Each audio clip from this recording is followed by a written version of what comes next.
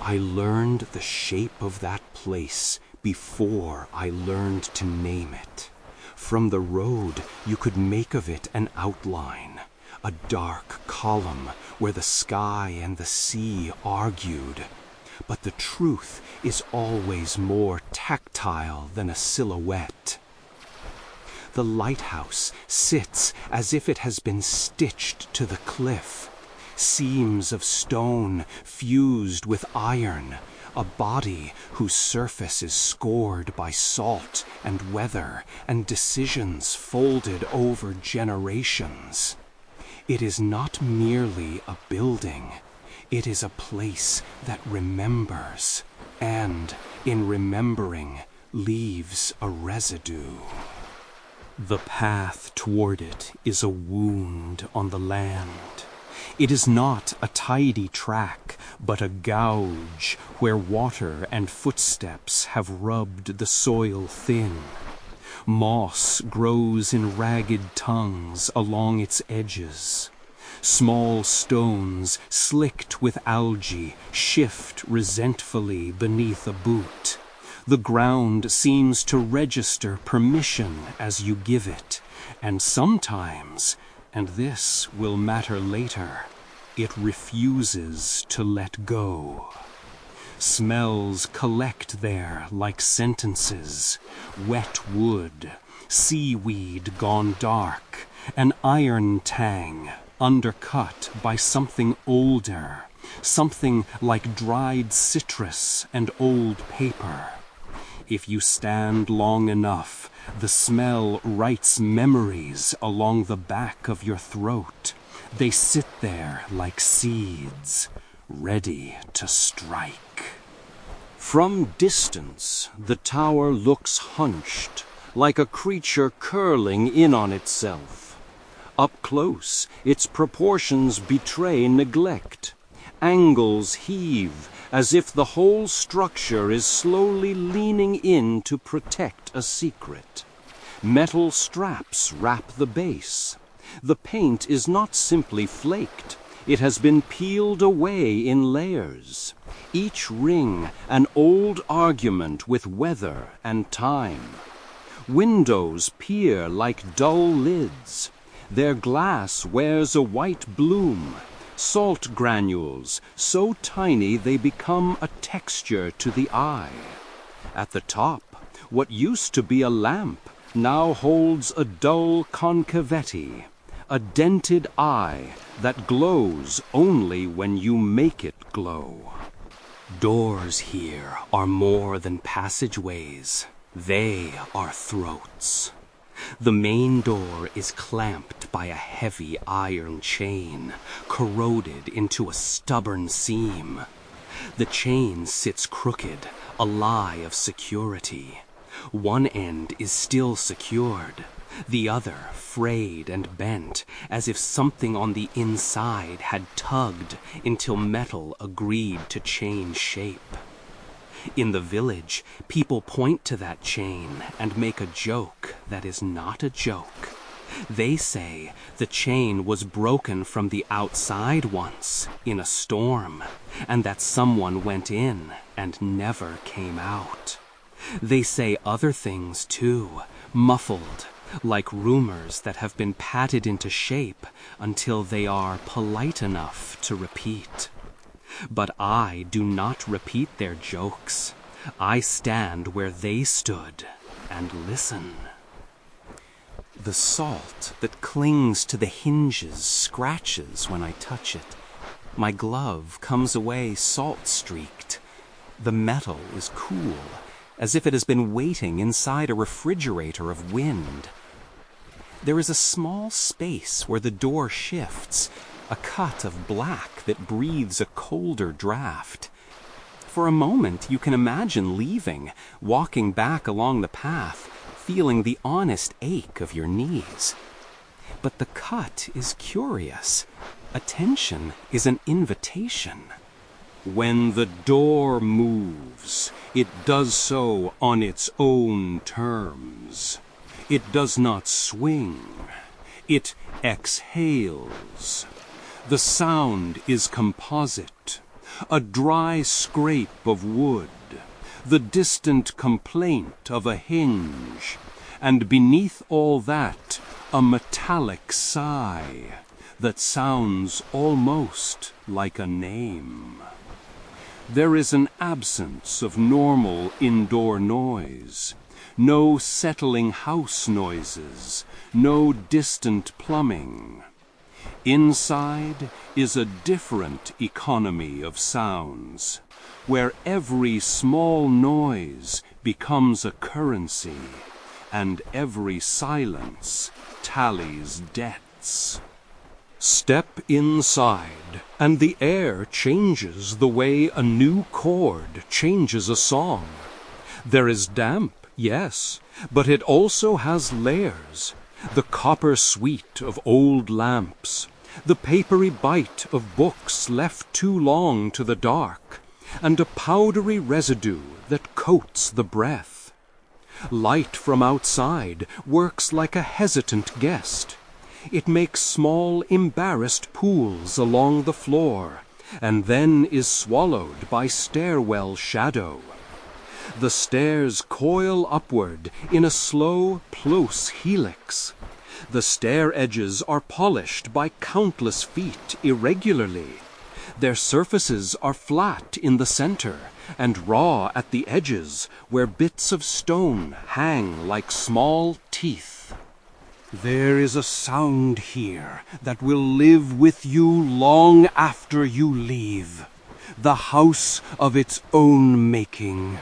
Not wind in a cavity, not rain on a roof, but something that moves like a thought. The tower is layered with these small motions, the faint flecks of wall, a low internal cough of old bolts. At times, the air carries a rhythm that is not external to you, a soft, regular impulse that could be dismissed as your pulse, except it does not match your pulse. It is slower. It feels like a second heartbeat that belongs to the building, the stitch that keeps the old layers from unraveling. As you ascend, words begin to come into the head, the way a tide brings shells, fragments of phrases, incomplete recollections that your mind insists on trying to complete. You think of the village and the faces that watch you lean in to peer through a fog of judgment, and you feel, obscurely, that the place expects witness. It counts visitors. It registers a name and places it on a shelf, then files it among other names with a precision that is at once bureaucratic and unfathomable. On the landing, tucked where the light bends, there are small signs of someone who had tried to make a life out of waiting.